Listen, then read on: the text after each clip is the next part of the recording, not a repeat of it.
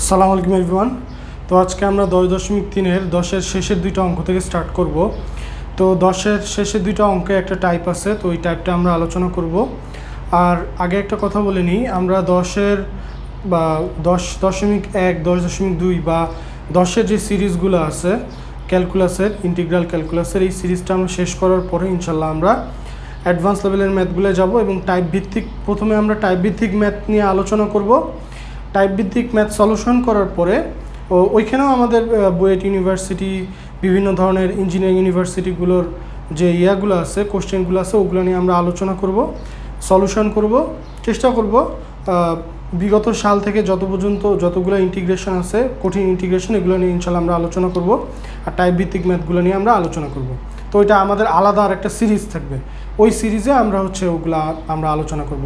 তো আগে আমরা এসইউ আহমেদ স্যারের বেসিক যে ক্যালকুলাসগুলো আছে এগুলো আমরা শেষ করে নিই। তো আমার 10.3-এর 10-এর 5 নাম্বার আর 6 নাম্বার অঙ্ক দুইটা আগে একটু লিখে নিই। তো প্রথম অঙ্কটা হচ্ছে integration of x to the power √x into dx divided by 1 plus x to the power 1/3, 1 plus x to the power 1 divided by 3। আর আরেকটা হচ্ছে যে integration of dx divided by x to the power 1/2 minus x to the power 1 divided by 4। তো এখানে একটু দেখি, কোশ্চেনে এইভাবে ছিল না, কোশ্চেনে ছিল এইভাবে। তো এই ধরনের অঙ্ক কিন্তু আমরা আগে কখনো দেখি নাই, বা আমরা করিও নাই। তো টাইপটা হচ্ছে এরকম, যদি কোশ্চেনে আমার x to the power m divided by 1 plus x to the power n আকারে থাকে, বা ইন্টিগ্রেশন অফ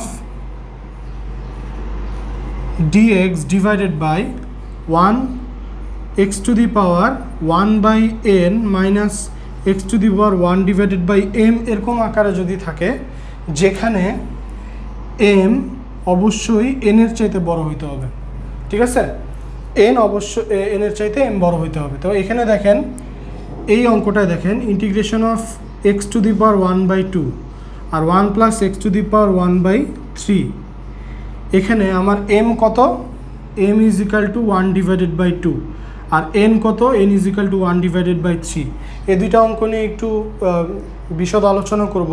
অঙ্ক দুইটা একটু টাফ এবং অন্যান্য অঙ্কের চাইতেও ডিফারেন্ট, ক্যালকুলেশনটাও ডিফারেন্ট। তো এই দুইটা অঙ্ক নিয়েই হয়তো আমার আজকে এই ভিডিওটা বানাইতে হবে। তো m is equal to 1/2 এবং n is equal to 1 divided by 3, তাহলে এখানে বড় কোনটা? m বড় না? তাহলে আমরা এই মেথডটা অ্যাপ্লাই করতে পারবো, ঠিক আছে? এই মেথডটা আমরা একটু পরে আলোচনা করতেছি। এই অঙ্কটা এবার আসি। এই অঙ্কটায় x টু দি পাওয়ার 1/2 মানে হচ্ছে m কত? হাফ, আর n কত? n is equal to 1/4। তাহলে এখন সরি এটা হচ্ছে আমার n, এটা হচ্ছে আমার n, এটা হচ্ছে আমার m। তাহলে এখন m কত? m বড় না? m এখানে বড় না? তাহলে আমরা এখন এইটাতেও আমরা ঠিক এই প্রসেসে অঙ্কটা অ্যাপ্লাই করতে পারবো। তো আসেন দেখি আমরা অঙ্কটা সলিউশন করা যায় কীভাবে। প্রথম অঙ্কটা দেখে স্টার্ট করি।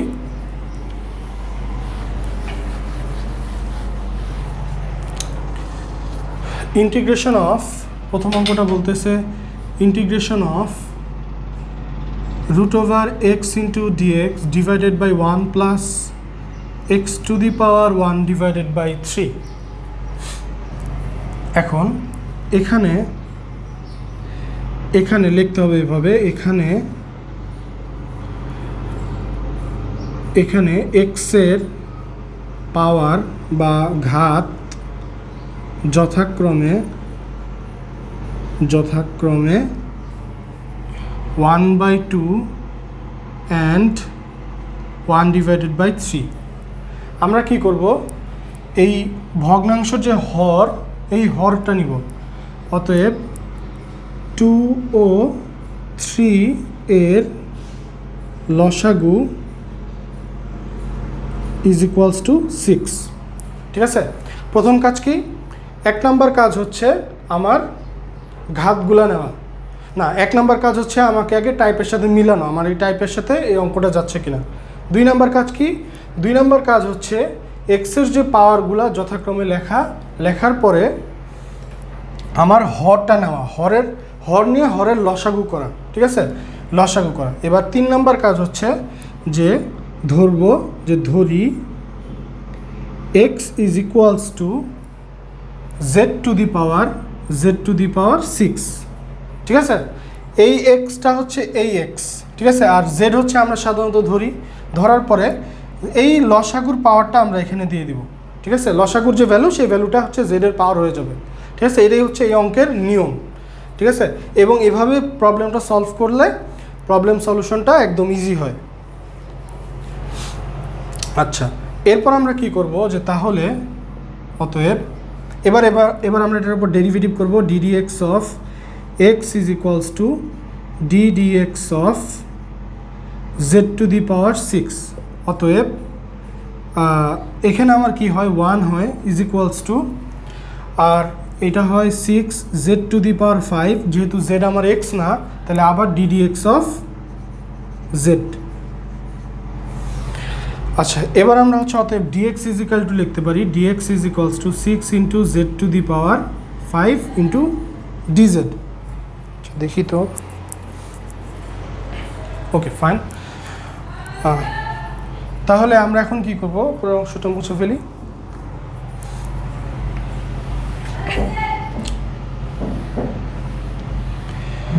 আচ্ছা, অতএব আমরা কি ধরে নিয়েছিলাম যে x is equals to z to the power 6। এখন আর এই লাইনটা আমার লাগবে। অতএব ইন্টিগ্রেশন অফ dx এর জায়গায় আমরা কি লিখব, dz লিখব, dz লিখলাম। আর sorry 6 z to the power 5, 6 into z to the power 5 into dz। আর হচ্ছে এই x এর মান কত ছিল, z টু দি পাওয়ার 6, তাহলে z to the power 6 of root over, আর নিচে লিখবো আমরা 1 plus z to the power 6 to the power 1/3, 1 divided by 3। আচ্ছা, এবার দেখেন অঙ্কটা কিন্তু এখানেই শেষ হয় নাই, অঙ্কটা একটু ক্যালকুলেশনও একটু ঝামেলা আছে।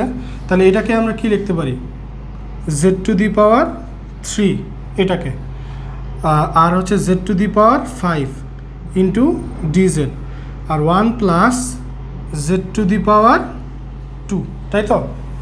আর এটাকে আমরা এখন কি করব, এটাকে মুছে z টু দি পাওয়ার 8 লিখলাম।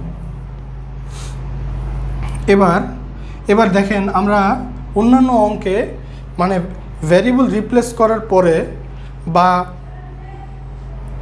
মেথড অফ সাবস্টিটিউশনে অ্যাপ্লাই করার পরে আমাদের কিন্তু এরকম থাকতো dz divided by 1 plus Z square থাকতো। তাহলে আমরা সরাসরি tan inverse z by z plus c লিখে দিতাম, ঠিক আছে, tan inverse z plus c লিখে দিতাম, আমাদের কিন্তু অঙ্ক শেষ হয়ে যেত। কিন্তু এখানে আমার জেড টু দি পাওয়ার 8 আছে। এখন আমি একটা কাহিনী করব, সেই কাহিনীটা হচ্ছে দেখেন জেড টু দি পাওয়ার 6, প্রথমে জেড টু দি পাওয়ার 6 লিখলাম, পরে মাইনাস লিখবো। যদি এখানে জেড টু দি পাওয়ার 8 থাকে তাহলে জেড টু দি পাওয়ার 6 লিখবো, ঠিক আছে। তাহলে হচ্ছে যদি জেড টু দি পাওয়ার 10 থাকতো তাহলে জেড টু দি পাওয়ার 8 থেকে স্টার্ট করতাম। তাহলে জেড টু দি পাওয়ার 6, তারপর হচ্ছে minus Z to the power 4, তারপরে আমি আবার প্লাস দিব, তারপরে কত দিব, জেড টু দি পাওয়ার 2 দিব, তারপরে একটা আমি মাইনাস দিব, তারপরে আমি প্লাস দিব, ঠিক আছে।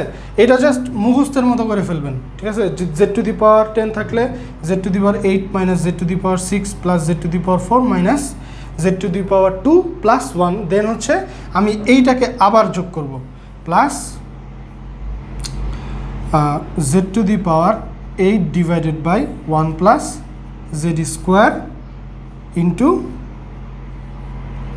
ডিজেড, ঠিক আছে। এটা কিভাবে এক্সপ্লেনেশন আসলো এটা আমি হচ্ছে ব্যাখ্যা করতেছি, কিভাবে এক্সপ্লেন আসলো আমি এখানে ব্যাখ্যা করতেছি। সরি, এখানে হচ্ছে 1 হবে, এখানে আমার 1 হবে, কেন আসলে এবার এটা একটু দেখাই দিই। সেটা হচ্ছে যে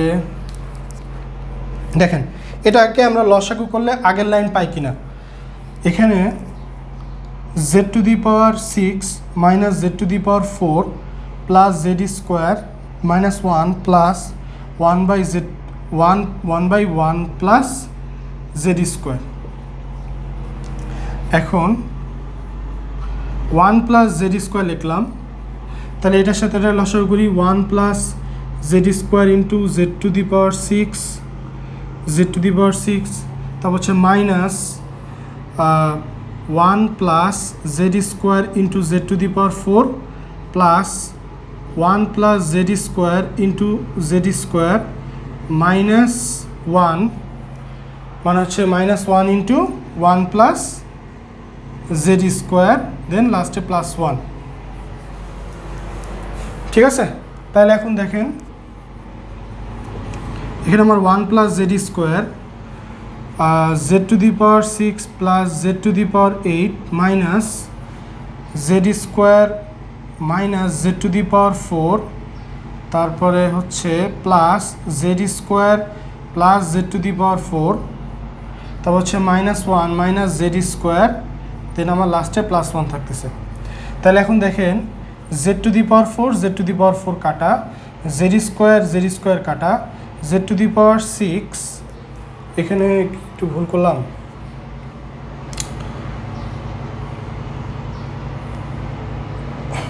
ওয়ান কাটা, ওয়েট, সরি এখানে আমি একটু ভুল করে ফেলছিলাম, এখানে হচ্ছে জেড টু দি পাওয়ার 4 হবে, তাহলে হচ্ছে Z to the power 8 Z to the power 4 minus Z to the power 4 minus Z to the power 8 minus Z to the power 8, তারপর হচ্ছে Z square plus Z to the power 4 minus 1 into Z square, sorry দুঃখিত, আমি এখানে একটু ভুল করে ফেলছিলাম, এখানে আমি ক্যালকুলেশনটা আরেকবার দেখাচ্ছি, 1 প্লাস জেড স্কোয়ার আর উপরে হচ্ছে Z to the power 6 plus Z to the power 8, okay. Then আমি এখানে এই 4 দুগুণ 8 করে ফেলছি ভুলে, আমি অত্যন্ত দুঃখিত, Z to the power 4 plus আমার এখানে কি হবে Z to the power 2 into Z to the power 4 is equals to Z to the power 6, ঠিক আছে, মানে পাওয়ার দুইটা 2 আর 4 কি যোগ হয়, ঠিক আছে। তাহলে এখানে হচ্ছে জেড টু দি পাওয়ার 6, তার সরি এখানে মাইনাস হবে, তারপরে হচ্ছে plus Z square plus Z to the power 4 -1 minus Z square +1। এখন দেখেন এই মাইনাস জেড স্কোয়ার আর এই মাইনাস জেড স্কোয়ারটা কাটা, এই জেড টু দি পাওয়ার 6 এই জেড টু দি পাওয়ার 6 কাটা, জেড টু দি পাওয়ার 8টা থাকবে, Z to the power 4 minus Z to the power 4 কাটা, ঠিক আছে। আমি তারপর এক্সপ্লেনেশন করে দিলাম, মাঝখানে একটু ক্যালকুলেশনে ভুল হয়ে গেছে, দুঃখিত, Z to the power 8 divided by 1 plus Z square, ঠিক আছে।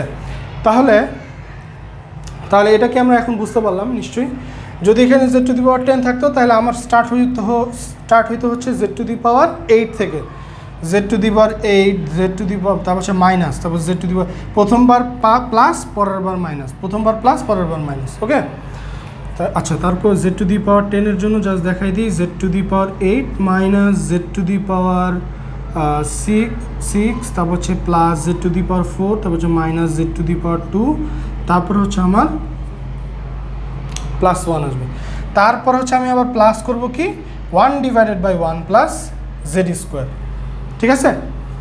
ওকে, আমি এখানে আর যাচ্ছি না, আমাদের অঙ্কটা অলমোস্ট শেষ সলিউশন।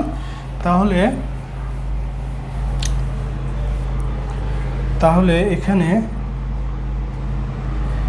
এখানে আমরা কি করব দেখেন, এবার আমরা হচ্ছে 6টাকে ব্র্যাকেটের মধ্যে দিয়ে দিলাম, তারপর হচ্ছে Z to the power 6 into dz, তারপর হচ্ছে minus integration of Z to the power 4 dz plus integration of z square dz, তারপরে মাইনাস ইন্টিগ্রেশন অফ ডিজেড, তারপর হচ্ছে plus integration of dz divided by 1 plus Z square. তারপরে এই কথা মানে bracket দিলাম, 6 সবার সাথে গুণ হবে, ঠিক আছে। তাহলে হচ্ছে 6 ইন্টু, তাহলে এখানে হবে 1/7 z to the power 7 minus z cube divided by 3, তারপরে হচ্ছে plus Z square divided z cube divided by 3, sorry এখানে একটু ভুল করে ফেলছি, এখানে হচ্ছে জেড টু দি পাওয়ার 4, তাহলে এখানে হবে Z to the power 5 divided by 5, এখানে হচ্ছে z cube divided by 3 minus z plus tan inverse z plus c. ঠিক আছে, আচ্ছা এবার আমরা জেড এর মানটা যদি বসাই দেই, জেড এর মান কত ছিল এখানে,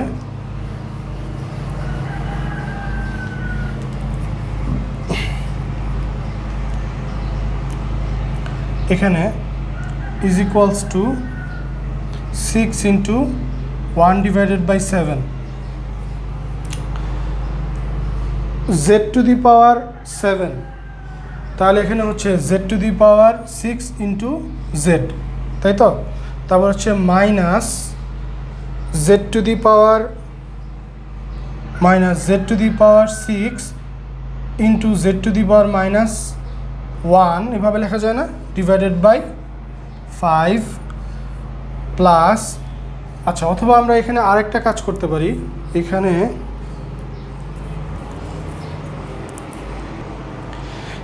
আপনি যদি এইভাবেই করতে পারেন, কিন্তু এখানে কি একটু ঝামেলা হবে, আমি বলবো যে সরাসরি মানে z is equals to x to the power 1 divided by 6 করে অঙ্কটায় মান বসাই দিলে আমার মনে হয় অঙ্কটা সলিউশন হয়ে যাবে আরও দ্রুত। তাহলে এখানে হচ্ছে আমি কি করব, 6 into 1 divided by 7 into Z এর মান কত, জেড এর মান হচ্ছে x to the power 1 divided by 6 to the power 7, তারপরে হচ্ছে মাইনাস জেড এর মান এখানে কত, জেড হচ্ছে x to the power 1 divided by 6 into 1 divided by 5 to the power 5, তারপরে হচ্ছে প্লাস জেড এর মান হচ্ছে x to the power 1 divided by 6 divided by 3 to the power 3, তারপর হচ্ছে minus x to the power 1 divided by 6 plus tan inverse of Z এর মান কত, যে X to the power 1 divided by 6, এটাই হচ্ছে মূলত আমার অ্যান্সার। ঠিক আছে, আশা করি এই পর্যন্ত তো বুঝতে পারছেন, এই পর্যন্ত এখান থেকে মানটা বসাই দিবেন, ইনশাল্লাহ অঙ্কটা হয়ে যাবে। এবার আমরা নেক্সট ম্যাথে চলে যাই।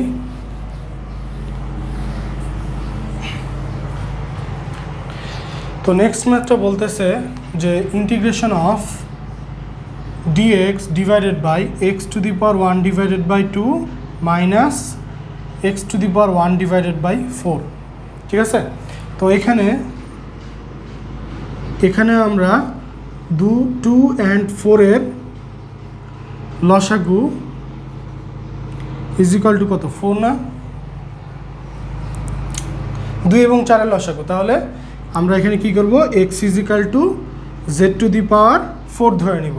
ঠিক আছে, তাহলে প্রথম কাজ কি, 1 নম্বর কাজ হচ্ছে যে ওই টাইপের সাথে পড়তেছে কিনা অঙ্কটা, হ্যাঁ টাইপের সাথে পড়তেছে। 2 নম্বর কাজ হচ্ছে আমাকে এলসিএম করতে হবে, লসাগু করতে হবে, কিসের, এই যে ভ্যালুটা হরের, দুইটার হরের এম এবং এনের যে হর, সেই হরগুলার লসাগু বের করতে হবে।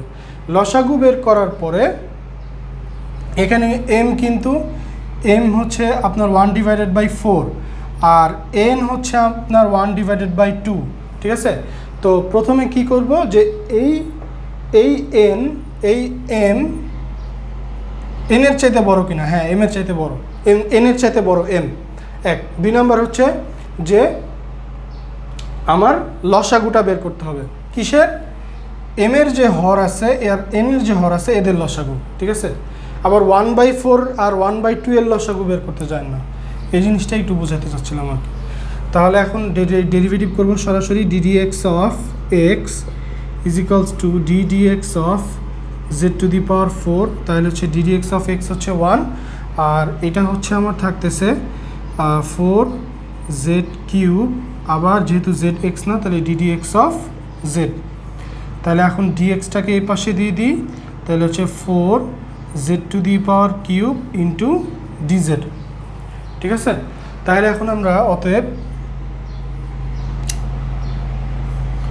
আমরা কি করব 4 dx এর জায়গায় আমরা এই মানটা বসাই দিব 4z³ into dz divided by x এর মান হচ্ছে আমার z⁴ to the power 1 divided by 2 minus আবার এখানেও x এর মান হচ্ছে 1/4 z⁴ টু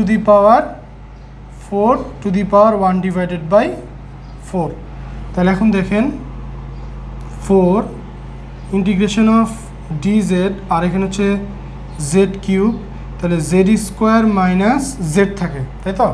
তাহলে এখন দেখেন 4 ইন্টিগ্রেশন অফ z³ এখান থেকে আমরা কি করতে পারি, z কমন নিতে পারি, z মাইনাস 1 dz। তাহলে এখন আমার উপরে কি থাকে 4 ইন্টিগ্রেশন অফ z² আর নিচে হচ্ছে z মাইনাস 1 ইন্টু dz থাকে, তাই তো?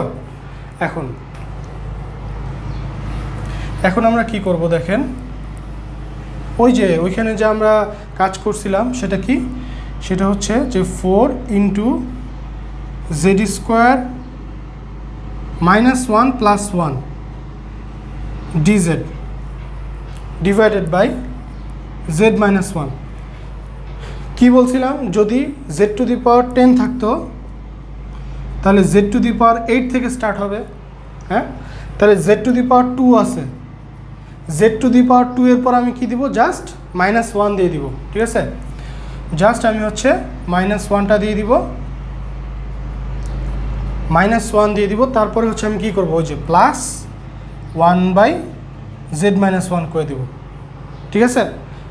তাহলে এখন দেখেন তো, মানে তাহলে এখন যদি আমরা লসাগু করি তাহলে আমার আগের অবস্থায় থাকে, এটা কাটাকাটি হয়ে যায়, তাই না? তাহলে এখন 4 ইন্টিগ্রেশন অফ, এখন আমি কি করব দেখেন, এই অংশটাকে আলাদা করব আর এই অংশটাকে আলাদা করব। দুইটা ম্যাথের প্রসেস সেম, কিন্তু ক্যালকুলেশন এখানে এসে ডিফারেন্ট হয়ে যাচ্ছে। z² minus 1 divided by z minus 1, তারপর হচ্ছে plus 1 divided by z minus 1 into dz। এরপর হচ্ছে 4 integration of z plus 1 into z minus 1, তাহলে এখানে হচ্ছে z plus 1 into z minus 1 divided by z minus 1, standard ফর্মে আনার জন্য আর কি, সরি dz হবে plus 4 integration of dz divided by z minus 1, ঠিক আছে? কাটাকাটি করলে আমাদের কি থাকে, 4 integration of z plus 1 into dz plus 4, আমি সরাসরি লন z মাইনাস 1 লিখতেছি, প্লাস c।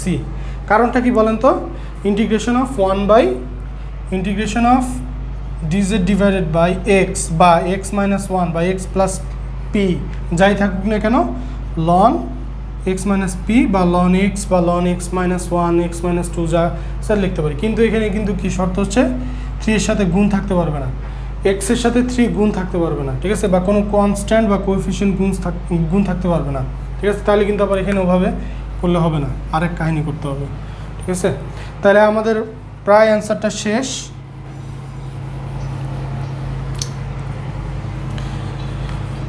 এখানে আমার তাহলে 4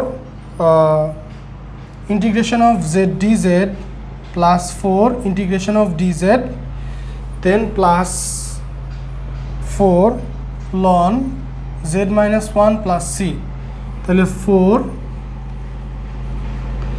z² ডিভাইডেড বাই 2 দেন হচ্ছে plus 4 z plus 4 ln of z minus 1 plus c। তাহলে আমরা হচ্ছে z সমান সমান x সমান সমান কী ধরছিলাম, এই দুইটার পাওয়ারের z⁴ x is equal to z⁴ ধরছিলাম, তাই তো? তাহলে এখন হচ্ছে 2z এর মান কত, এখানে হচ্ছে এখানে আমরা সরাসরি লিখে ফেলি, তাহলে z is equals to x⁴ 1 divided by 4, ঠিক আছে? তাহলে z এর জায়গায় আমরা লিখব x⁴ 1 divided by 4 to the power 2 plus 4 into z হচ্ছে x to the power 1 divided by 4 plus 4 ln z এর মান কত এক্স to the power 1 by 4 1 divided by 4 minus 1 plus c তাহলে হচ্ছে 2 into x to the power 1 by 2 plus 4 into x to the power 1 by 4 plus 4 ln of x to the power 1 by 4 minus 1 plus c এটাই হচ্ছে আমার কাঙ্ক্ষিত ফলাফল।